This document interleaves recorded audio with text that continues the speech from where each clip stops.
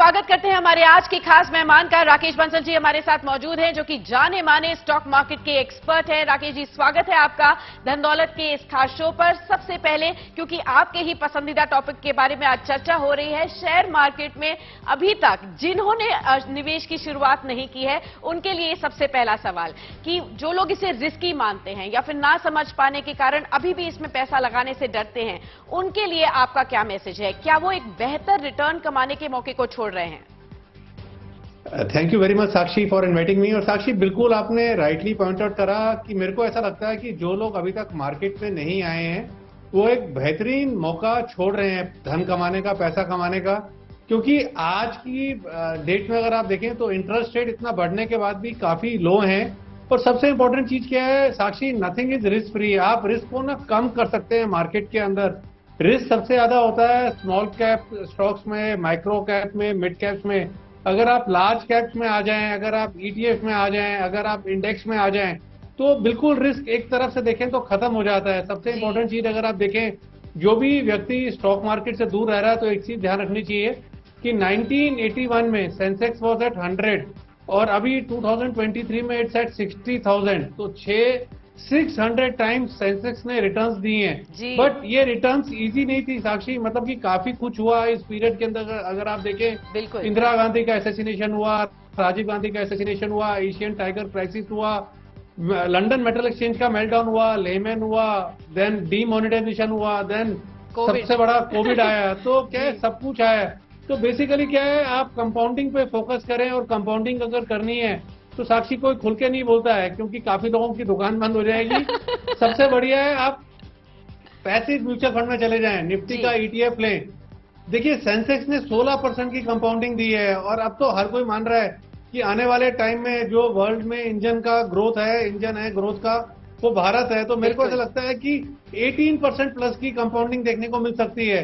तो भाई निफ्टी के अंदर शिफ्ट करें, जो भी आपका ईयरली अमाउंट है उसे मंथ में डिवाइड कर दें, मंथ को वीक में डिवाइड कर दें, और पैसे को मतलब कि सिस्टम से अपने सप्ताह में एक दिन चूज कर लें और लगाते रहें। और 10 साल बाद, 15 साल बाद देखें तो अच्छी कंपाउंडिंग साक्षी देखने को मिलेगी। बिल्कुल। मेरा जो सवाल था वो पार्शली आपने आंसर कर भी दिया है। मेरा अगला सवाल यही था कि वाकई शेयर मार्केट क्या सबके लिए है? किसे निवेश करना चाहिए और किसे नहीं, ये थोड़ा क्लैरिटी आप दे दीजिए।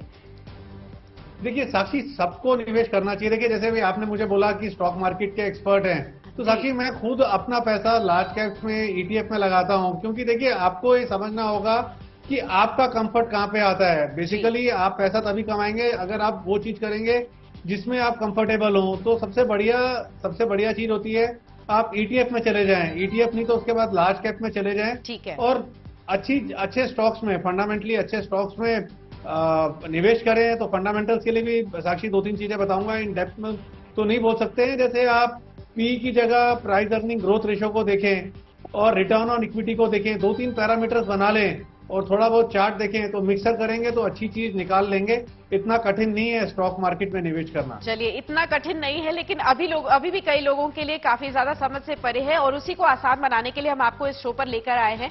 कई लोग ये सोचते हैं कि शेयर बाजार गैम्बलिंग है। ये सोच कितनी हद तक सही है? देखिए साक्षी, दिक्कत इसमें ना लोगों की नहीं है, दिक्कत है सोशल मीडिया की। सोशल मीडिया पर ऐसे कोचेस, ऐसे मेंटर्स हैं जो मतलब कि ऑप्शंस के लिए लोगों को प्रेरित करते हैं और बेसिकली दिखाते हैं कि स्पेकुलेशन के अंदर वो दिखाते हैं कि 60,000 रुपए का मार्जिन दिया, 6 लाख रुपए की पोजीशन ली और 60,000 रुपए गलती से 6,000 आ गए। तो वो ये नहीं दिखाते हैं कि 6 लाख की पोजीशन पर 6,000 आए हैं। वो बेसिकली दिखाते हैं कि 60,000 पर 6,000, दैट मीन्स की 10% की रिटर्न वो दिखा रहे हैं, एक दिन में कमा ली। तो अगर आप एबनॉर्मल रिटर्न्स के लिए जा रहे हैं, दिक्कत वहां पर है। दिक्कत साक्षी यहाँ पे नहीं है। अगर आपको 15 से 20% की रिटर्न चाहिए सालाना, तो सेफ चीज कोई भी व्यक्ति मतलब कि अपने विद इन सेंसेस में निकाल सकता है। दिक्कत है when we focus for abnormal return. Rakesh ji, अब ये बताइए कि शेयर बाजार में निवेश करना किसी के लिए भी, खासतौर पर बिगिनर्स के लिए, उनके लिए क्या सही तरीका होना चाहिए? पहला स्टेप क्या होना चाहिए? मैं अपना एजुकेशन करके बाहर निकला था, तो मतलब कि उस समय मेरे फादर का और मेरे साथ के जितने भी लोग थे, उनके पेरेंट्स की एक चीज होती थी कि भैया बच्चे का ना पीपीएफ अकाउंट खुलवा दो और हर साल उसमें पैसा डालते रहो। और धीरे धीरे पीपीएफ की लिमिट बढ़ती गई। बट आज की डेट में रेट ऑफ इंटरेस्ट इतने कम है जो फोकस होना चाहिए कि पहला जो आपका सेविंग है that should go to Nifty के ईटीएफ में आप शिफ्ट करें, पहला वहां पे जाना चाहिए। और उसके बाद जो आपका एक्स्ट्रा पैसा बच रहा है आप सोच समझ के निवेश करें। देखिए आप जब पैसा लगा रहे होते हैं तो बेसिक चीजें तो देखें कि कंपनी पैसा कमा रही है कि नहीं कमा रही है। अधिकतर जहां पे रिटेल निवेशक फंसता है, अगर मैं स्टॉक के नाम लूंगा तो काफी लोग नाराज हो जाएंगे जो चर्चाओं में रहते हैं, वहां पे नेट प्रॉफिट तो होता ही नहीं है जी। बेसिकली आप नेट प्रॉफिट देखें, फिर आप बेसिकली एक होता है EBIDT, EBIT, earning before interest tax and depreciation. Basically इसको आप सिंपल टर्म्स में देखें तो कितना कैश कंपनी ने जनरेट करा लास्ट ईयर। तो आप बेसिक सी रेशियोज को देखेंगे तो आपको समझ में आ जाएगा कि क्या करना चाहिए। और दूसरा साक्षी, जब मार्केट में हम आए हैं तो मुद्दा जो है पैसा कमाना है, तो सब कुछ करना चाहिए, चार्ट्स भी देखने चाहिए और मेरा ऐसा मानना है कि ट्रेंड के साथ फ्लो करना चाहिए। जो सेक्टर आउट परफॉर्म कर रहे हैं वहां पे जाना चाहिए। तो अगर सोच समझ के अच्छी चीज में ट्रेंड के साथ राइड करेंगे तो विद मार्जिन ऑफ सेफ्टी अच्छा पैसा बनता है मार्केट के अंदर। ठीक है, एक कंफ्यूजन ये भी होता है कि शेयर प्राइस को देखें या कंपनी का भरोसा करें। आपने बताया कि पहले रिसर्च कर लीजिए कि जो जो कंपनियां हैं वो कितनी बड़ी है, बॉटम लाइन क्या है, ये तो आपने बता दिया। लेकिन अक्सर लोग इस चीज पर भागते हैं कि ये शेयर केवल 5 रुपए का है, ये शेयर केवल 50 रुपए का है, शायद इसमें अगर बढ़त हो तो काफी अच्छा पैसा बन सकता है। या फिर लोग आईपीओ के बारे में ज्यादा सोचते हैं जहां पर कम पैसे में पहले उनको एंट्री मिल जाए। तो इस तरीके की स्ट्रैटेजीज में आप क्या रेकमेंड करते हैं?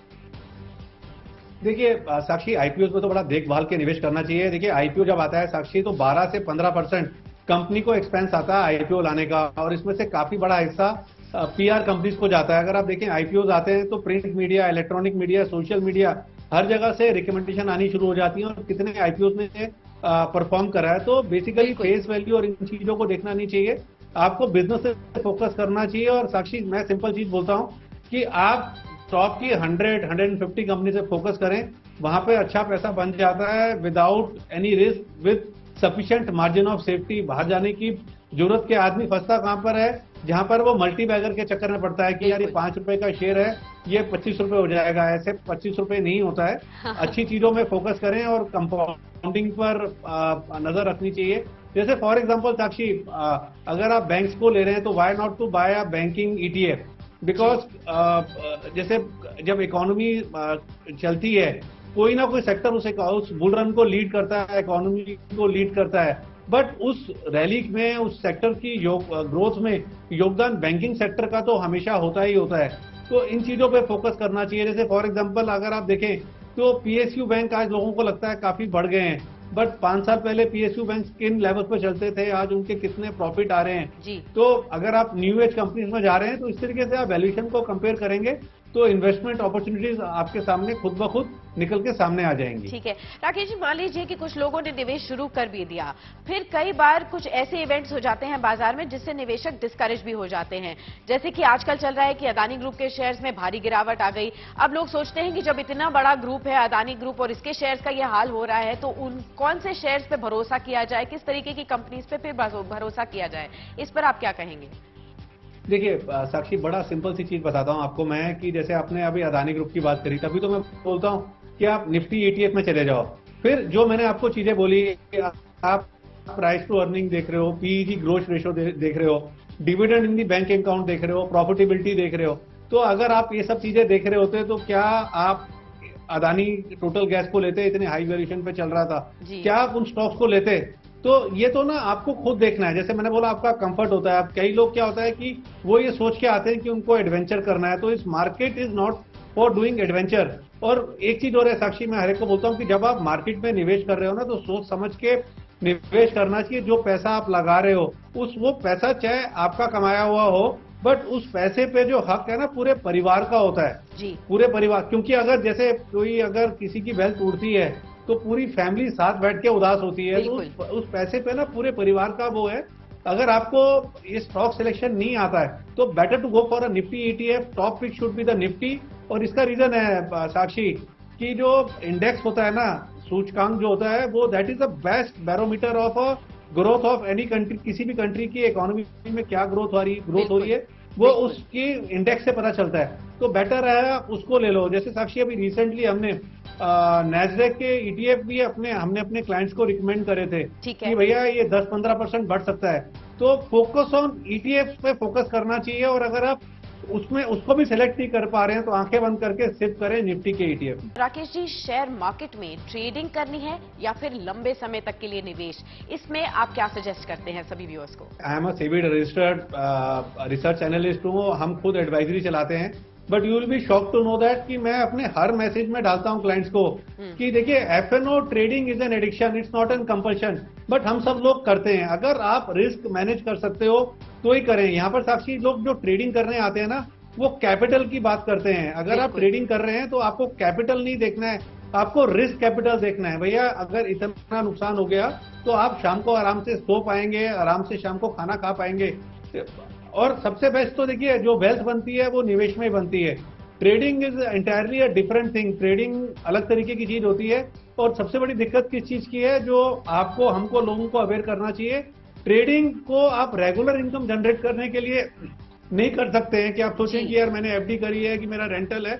ट्रेडिंग रिस्की होता है क्योंकि इसमें आप ना शॉर्ट टर्म ट्रेंड्स को कैच कर रहे हैं। और शॉर्ट टर्म में क्या है साक्षी की, शॉर्ट टर्म ट्रेंड्स ना कभी भी ग्लोबल न्यूज, डोमेस्टिक न्यूज, किसी भी न्यूज के चलते ना शॉर्ट टर्म ट्रेंड बड़ी जल्दी रिवर्स होता है, तो इट्स वेरी रिस्की। तो इसको रेगुलर इनकम के लिए फोकस नहीं करना चाहिए। जिनको आता है वही करें, और जिसको नहीं आता है उसको दूसरे को देख के टेम्पटेशन नहीं होनी चाहिए।